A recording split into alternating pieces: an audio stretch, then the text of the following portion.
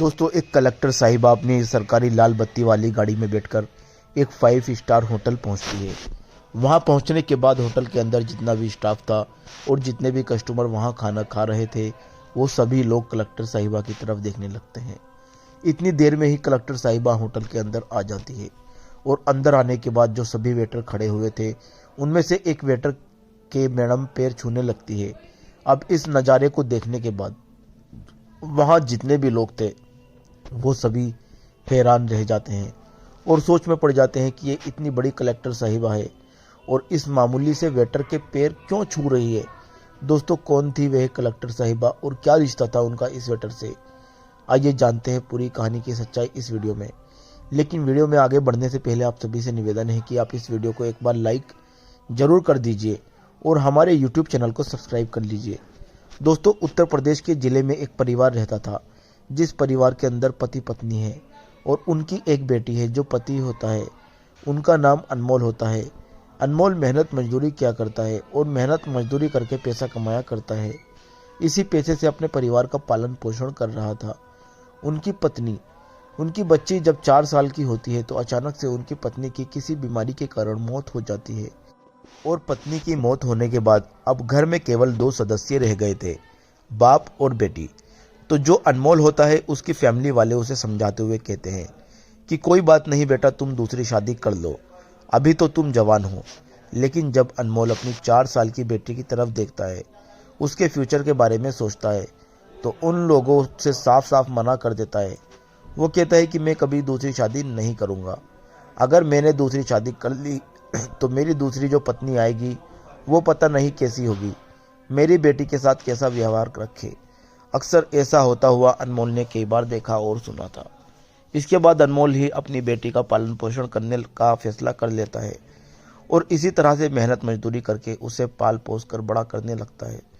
दोस्तों, उस बच्चे का नाम उन्होंने राधिका रखा था और राधिका अब स्कूल जाने लगी थी। अनमोल मेहनत मजदूरी किया करता है और अपनी बेटी का अच्छे से ख्याल रख रहा था और उसको पढ़ाई लिखाई में आगे बढ़ा रहा था। धीरे धीरे समय बीतता गया और समय बीतने के साथ साथ राधिका भी अब 10वीं क्लास में आ गई थी। और जैसे ही वो 10वीं क्लास में आती है तो एक दिन अनमोल उससे कहता है कि बेटी, अगर तुम 10वीं क्लास में अच्छे नंबर ले आई तो मैं तुम्हें किसी भी एक इच्छा को पूरी कर दूंगा। दोस्तों, गरीब लोग थे। अब इस बात को सुनने के बाद राधिका बहुत खुश हो जाती है और कहती है कि क्या सच में पापा आप मेरी इच्छा पूरी करोगे? तो अनमोल कहता है कि हाँ बेटी, जो तुम चाहोगी मैं वो कर दूंगा। उसके बाद उसकी बेटी कहती है, पापा अगर मैं 10वीं क्लास में अच्छे नंबर से पास हो जाती हूँ तो आप मुझे किसी 5 स्टार होटल में डोसा खिला देना। मेरी यही एक इच्छा है और मैं 5 स्टार होटल के अंदर बैठकर डोसा खाना चाहती हूँ। इसके बाद अनमोल अपनी बेटी से वादा करता है और इधर जो राधिका होती है वह भी दिन रात मन लगाकर अपनी पढ़ाई करती है और कड़ी मेहनत करती है और कड़ी मेहनत और तैयारी के साथ अपने बोर्ड के एग्ज़ाम देती है।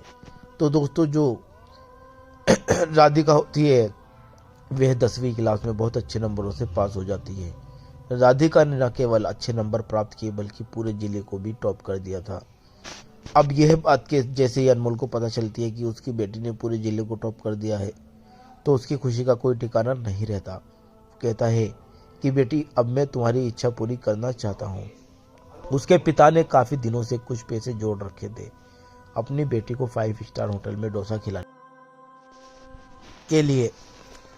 अगर वो ज़्यादा नंबर भी ना ला पाती तो भी वो उसे डोसा खिलाने लेकर जाने वाला था, लेकिन अब 2 गुना खुशी के साथ जा रहा था। इसके बाद अनमोल तैयार होता है, अपनी बेटी से भी तैयार होने के लिए कहता है। फिर अपनी बेटी को लेकर वहाँ के सबसे बड़े 5 स्टार होटल में पहुँच जाता है। अनमोल के पास साधारण से कपड़े थे। वो पुराने कपड़े पहने था जो उसने पहन कर रखे थे और उन्हीं कपड़ों को पहनकर वो 5 स्टार होटल के एक टेबल पर जाकर बैठ जाता है। अब वहाँ पर जो लोग खाना खा रहे थे वो उनकी तरफ अजीब तरह से देखने लग जाते हैं और कुछ बड़बड़ाने लगते हैं। तभी उनके पास एक वेटर आता है जिसका नाम रमेश होता है। वेटर उनसे पूछता है कि हाँ जी सर, बताइए आपको क्या खाना है। उसके बाद अनमोल कहता है कि मेरी बेटी के लिए एक डोसा ले आओ।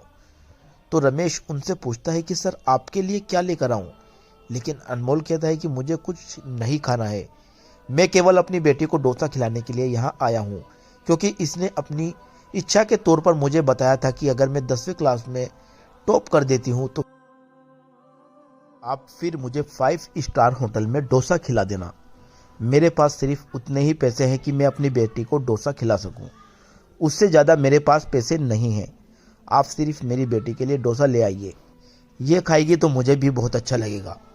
अब इन बातों को सुनकर रमेश को लगता है ये तो एकदम से यह बातें उसके दिल पर लग जाती है।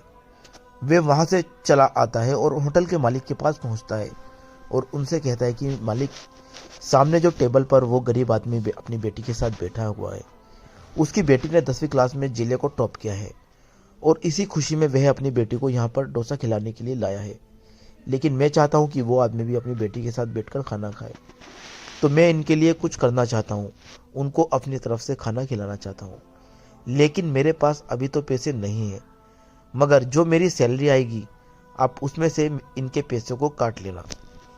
अब इस बात को सुनकर होटल का मालिक रमेश से कहने लगता है कि अरे भाई, सारी भलाई तुम ही लूट लोगे, जरा हमें भी तो मौका दो।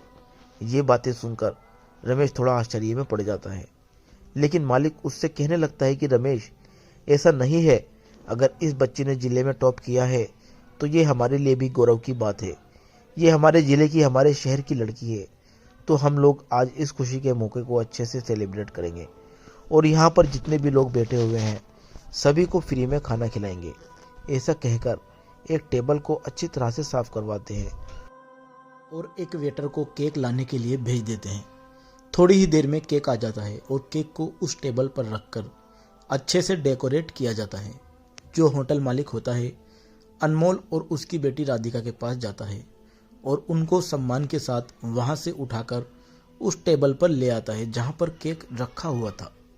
उसके बाद होटल में अनाउंसमेंट किया जाता है कि यह हमारे शहर की लड़की है और इसने 10वीं क्लास में पूरे जिले को टॉप किया है, तो इसकी खुशी में आज यहाँ पर जितने भी लोग खाना खा रहे हैं उन सब के लिए खाना होटल मालिक की तरफ से फ्री है। ऐसा कहकर उस लड़की से केक कटवाया जाता है और उन्हें अच्छा अच्छा खाना खिलाया जाता है। अब इन सभी चीज़ों को देखने के बाद अनमोल हैरान रह जाता है और परेशान भी हो रहा था। वो सोच रहा था कि कहीं ऐसा तो नहीं कि होटल मालिक बाद में उससे पैसे मांगे, क्योंकि उसके पास केवल इतने ही पैसे थे कि वो अपनी बेटी को एक डोसा खिलवा सके। तो वह वेटर से कहने लगता है कि अरे भाई, इतने पैसे मेरे पास नहीं है और देखो मैं कुछ भी नहीं खाऊंगा। लेकिन वेटर उन्हें बताता है कि जो होटल के मालिक है उन्हें मैंने इस बात के बारे में बताया था और उन्होंने ही यह सब कुछ अरेंजमेंट करवाया है और कहा है कि यदि अगर हमारे शहर की लड़की ने जिले का टॉप किया है तो उनकी तरफ से ये पार्टी बनती है। इसके बाद होटल मालिक भी वहाँ पर आ जाता है और वह पूरी बात अनमोल को बता देता है। इस बात को सुनने के बाद अनमोल की आंखों में आंसू आ जाते हैं और वह होटल मालिक के सामने हाथों को जोड़कर फूट फूट कर रोने लगता है, क्योंकि दोस्तों अनमोल ने कभी भी नहीं सोचा था कि उसकी बेटी के लिए इतना कुछ किया जाएगा, वो भी एक 5 स्टार होटल के मालिक के जरिए। वो तो बहुत गरीब लोग थे, क्योंकि अक्सर सुना जाता है कि जो लोग अमीर होते हैं उनके अंदर दया भावना नहीं होती है, और यही बात अनमोल तब से सोच रहा था। लेकिन आज उसकी ये सोच बिल्कुल गलत साबित हो गई थी।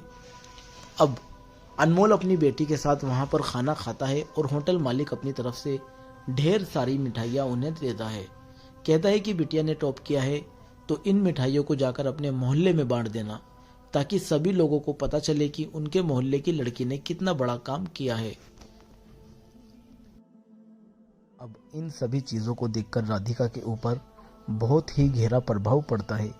वह सोचती है कि मैंने बहुत मेहनत की और मेहनत करने के बाद जैसे ही मैंने जिले को टॉप किया तो उसके बाद सभी लोग उसका सम्मान कर रहे हैं और उसकी तारीफ सम्मान की दृष्टि से देख रहे हैं। फिर वो होटल मालिक और होटल के वेटर की तरफ देखती है तो उन्हें देखकर उसकी आंखें भी छलकने लगती है। लेकिन दोस्तों राधिका जैसे तैसे करके अपने आप को संभालती है और फिर अपने पापा के साथ अपने घर चली आती है। घर आने के बाद वो पूरे मोहल्ले में उन मिठाइयों को बांटते हैं। सभी लोग राधिका को बड़ा मान सम्मान देते हैं, उसके पापा की वाह वाह करते हैं। इसके बाद राधिका अपने मन ही मन में सोचती है कि ये जो कुछ भी आज हमारे साथ हुआ है ये पढ़ाई की बदौलत से हुआ है। मैं और भी अच्छी तरह से पढ़ाई करूँगी और एक अच्छे से मुकाम को हासिल करूँगी। साथ में उसके दिमाग में होटल मालिक और उस वेटर की छवि घूम रही थी जिन्होंने आज उसके लिए इतना कुछ किया था। धीरे धीरे समय बीतता है और समय के साथ साथ राधिका अपनी पढ़ाई लिखाई को जारी करती है। उसने और भी ज़्यादा मन लगाकर पढ़ाई की। राधिका पढ़ने लिखने में काफ़ी ज़्यादा होशियार थी, तो इसी कारण से उसकी मेहनत भी रंग ले आती है और एक दिन वो जिला कलेक्टर बनकर आती है। जब जैसे ही वो कलेक्टर बनती है तो फिर अपने पापा के पास फ़ोन करती है और उन्हें बताती है कि पापा, आपकी बेटी जिला कलेक्टर बन गई है। इस बात को सुनकर उसके पापा खुशी से झूम उठते हैं और जिस तरह वो जब खुश हुए थे तब उसने 10वीं क्लास को पूरे ज़िले में टॉप किया था। फिर अनमोल कहता है कि बेटी, ये तो बहुत ही अच्छी बात है, अब तुम बताओ तुम्हें क्या चाहिए। इस बात को सुनने के बाद राधिका को पुरानी वो सब बातें याद आ जाती है जो बातें उसके साथ 10वीं क्लास पास करने के बाद हुई थी, जब उसको एक होटल में ले जाया गया था और वहाँ के मालिक और वेटर ने उनका बड़े ही अच्छे से स्वागत किया था। और अब यह बात उसके दिमाग में आ गई थी, तो फिर वो सोचती है चलो ठीक है, मैं जिला कलेक्टर तो बन गई हूँ, लेकिन एक बार मुझे उन होटल के मालिक और वेटर से ज़रूर मिलना है, क्योंकि आज जो कुछ भी राधिका बनी थी वो उन्हीं की बदौलत थी। अगर वो लोग उसका हौसला ना बढ़ाते तो शायद राधिका अपनी पढ़ाई में इतनी मेहनत नहीं करती और इस मुकाम को हासिल न कर पाती। धीरे धीरे समय बीतता गया और उसकी ट्रेनिंग भी कंप्लीट हो जाती है और फिर उसकी पोस्टिंग एक शहर में हो जाती है। पोस्टिंग होने के बाद राधिका अपनी सरकारी गाड़ी को लेती है और सीधा उसी 5 स्टार होटल पर पहुंच जाती है। इसके बाद राधिका जैसे ही अपनी सरकारी गाड़ी से अपने गार्ड के साथ वहां पर पहुंचती है तो वहां जाने के बाद जो होटल के अंदर लोग खाना खा रहे थे, वहां पर जितना भी स्टाफ था वो सभी लोग आश्चर्य भरी निगाहों से उसकी तरफ देख रहे थे। तभी राधिका होटल के अंदर जाने लगती है और वहाँ के वेटरों को देखने लगती है। देखते देखते उसे रमेश नाम का वो वेटर दिख जाता है। फिर राधिका उनके जाकर उनके पैर छूने लगती है। अब इस नज़ारे को देखकर रमेश भी हैरान हो जाता है। वो उसे ऊपर उठाता है और कहने लगता है कि मैडम, आप इस तरह से मेरे पैर क्यों छू रही है। इसके बाद राधिका हंसने लगती है। ये देखकर सभी लोग हैरान रह जाते हैं कि एक इतनी बड़ी अधिकारी और एक वेटर के पैर क्यों छू रही है। अब राधिका रमेश से कहती है कि शायद आप मुझे भूल गए हैं, लेकिन मैं आपको चाहकर भी नहीं भूल पाई। रमेश थोड़ा सोच विचार करता है और कहता है कि मैडम, मेरी समझ में नहीं आ रहा आप किस तरह की बातें कर रही हो। तो राधिका बताती है कि आज से कई साल पहले मैं इस होटल में अपने पापा के साथ डोसा खाने आई थी और उस टाइम आप ही हमारे टेबल पर आए थे, लेकिन आपने जाकर मालिक को बताया और मालिक ने अच्छी तरह से जो हमारा स्वागत किया। आज जो मैं एक जिला कलेक्टर बनी हूँ वह आपकी ही बदौलत है। शायद अगर आप मेरा हौसला ना बढ़ाते तो मैं अपनी पढ़ाई को एक सीमित दायरे में करती। इस बात को सुनने के बाद रमेश को सारी बातें याद आ जाती है और वह भी राधिका को पहचानने लगता है। कहता है कि अच्छा हुआ बेटी जो तुम कलेक्टर बन गई, हमने कभी सोचा भी नहीं था कि तुम कलेक्टर बनने के बाद भी यहाँ पर हमारे पास आओगी। और पूरी बातों को सुनकर वहाँ पर जितने भी लोग थे सभी लोग हैरान हो जाते हैं कि एक लड़की कलेक्टर बनने के बाद यहाँ पर आई और इस व्यक्ति के पैर छुए जिसने कभी 10वीं क्लास में उसका इस तरह से स्वागत करके बधाई दिलाई थी। अब राधिका रमेश जी से होटल मालिक को बुलाने के लिए कहती है तो रमेश एकदम से मायूस हो जाता है और कहता है कि बेटा, जो इस होटल के मालिक थे उन्होंने होटल बेच दिया है। तो राधिका उनसे पूछती है कि ऐसा क्या हुआ जो उन्हें ये होटल बेचना पड़ा। तो रमेश उस होटल के मालिक की पूरी कहानी उसे बताता है। वो बताता है कि उनकी पत्नी को कोई बीमारी हो गई थी और बीमारी के चलते उन्होंने पहले तो अपना घर बेच दिया और उस घर के बाद जितनी भी उनकी ज़मीन जायदाद थी सारी ज़मीन जायदाद अपनी पत्नी के इलाज में बेचकर लगा दी थी। लेकिन इसके बावजूद भी उनकी पत्नी की तबीयत ठीक नहीं हो पाई और उनकी मौत हो जाती है। पत्नी की मौत का सदमा उन्हें बहुत गहरा लगता है और इसी कारण से वह शराब पीने लगते हैं और शराब पीकर इधर उधर घूमा करते हैं। उनके परिवार में कोई तो था नहीं, उनकी कोई संतान भी नहीं थी। वो ऐसे ही इधर उधर घूमा करते थे। तो एक दिन मुझे वो ऐसे ही घूमते हुए मिल जाते हैं और उसके बाद मैंने उन्हें अपने घर पर रख लिया। मैं वहीं पर उनको रख कर उनकी सेवा किया करता हूँ। इस बात को सुनकर राधिका को बड़ा ही दुख पहुँचता है और उसकी आंखों से आंसू छलकने लगते हैं। इसके बाद राधिका रमेश जी को अपने साथ गाड़ी में बिठाती है और उनके घर जाने के लिए अपनी कार को लेकर निकल जाती है। वहां जाने के बाद वो जैसे ही होटल मालिक को देखती है तो होटल मालिक को देखकर फूट फूट कर रोने लगती है और जाकर उनके पैर छूने लगती है। अब होटल मालिक को भी कुछ समझ में नहीं आता, लेकिन तभी रमेश बताता है कि मालिक, ये वही लड़की है जिनके लिए पार्टी का सेलिब्रेशन आपने होटल में कराया था और सभी लोगों को फ्री में पार्टी दी थी। अब इस बात को सुनकर होटल मालिक की आंखों में आंसू बहने लगते हैं। अब वो काफ़ी बुजुर्ग हो गए थे। राधिका उन होटल मालिक को सहारा देती है और कहती है कि कोई बात नहीं, जो आपके साथ हुआ वो बहुत ही बुरा हुआ, लेकिन होनी को कौन टाल सकता है। इसके बाद राधिका उन होटल मालिक को लेकर अपने घर चली जाती है और वहाँ पर अपने पापा के साथ उन्हें रखने लगती है। पापा भी जैसे होटल मालिक की ये बात सुनते हैं तो उन्हें भी इस बात का बहुत दुख पहुंचता है, क्योंकि होटल मालिक असलियत में एक ईमानदार आदमी था। उसके साथ ऐसा हो गया था जो शायद किसी बेईमान आदमी के साथ भी ना हो। अब राधिका उनकी बहुत अच्छे से सेवा करती है। होटल का जो वेटर था उनसे भी यह बात कह देती है कि आपको ज़िंदगी में कभी भी किसी भी चीज़ की ज़रूरत हो तो आप बेझिझक मुझसे मांग सकते हो। इसके बाद राधिका अपना कार्यभार संभालने लगती है और धीरे धीरे राधिका की उम्र शादी की हो जाती है। अब राधिका की शादी एक लड़के से हो जाती है, लेकिन शादी से पहले राधिका ने उस लड़के से कह दिया था कि मेरे 2 पिता हैं और दोनों पिता मेरे ही साथ रहेंगे, उनकी भी सेवा तुम्हें करनी होगी। इस बात को उसका पति भी मान जाता है और राधिका के पिता और होटल मालिक को अपने साथ ही ले जाता है और वहीं पर उनकी सेवा करने लगता है। जब राधिका के पति को यह बात पता चलती है कि ये दूसरा पिता किस वजह से इनके साथ है, तो उसके बाद राधिका का पति भी उनका मान सम्मान करने लगता है और उनको बहुत ही ज़्यादा तवज्जो दिया करता है। तो दोस्तों, ये थी आज की कहानी, एक ऐसी लड़की की जिसने 10वीं क्लास में टॉप किया और उसके बाद एक सेलिब्रेशन ने उसकी ज़िंदगी ही बदल दी। वह एक जिला कलेक्टर बन गई और जिला कलेक्टर बनने के बाद उसने कुछ ऐसा किया जो शायद किसी ने सपने में भी नहीं सोचा होगा। आप क्या कहना चाहोगे राधिका के बारे में? आप क्या कहना चाहेंगे अनमोल जी के बारे में? आप क्या कहना चाहेंगे उस होटल मालिक के बारे में? आपकी जो भी राय हैं कमेंट बॉक्स में लिखकर बता सकते हो। अगर कहानी आपको ज़रा भी पसंद आई तो हमारे YouTube चैनल को सब्सक्राइब करें।